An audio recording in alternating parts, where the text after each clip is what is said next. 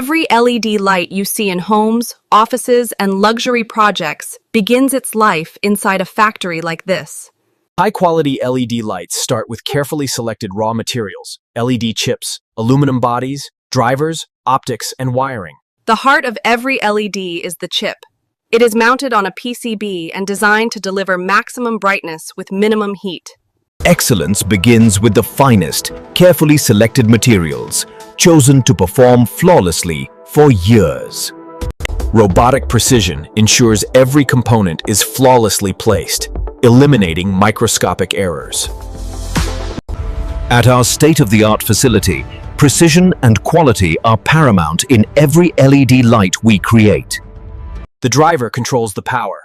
A high-quality driver ensures stable current, protects the LED from surges, and guarantees long life.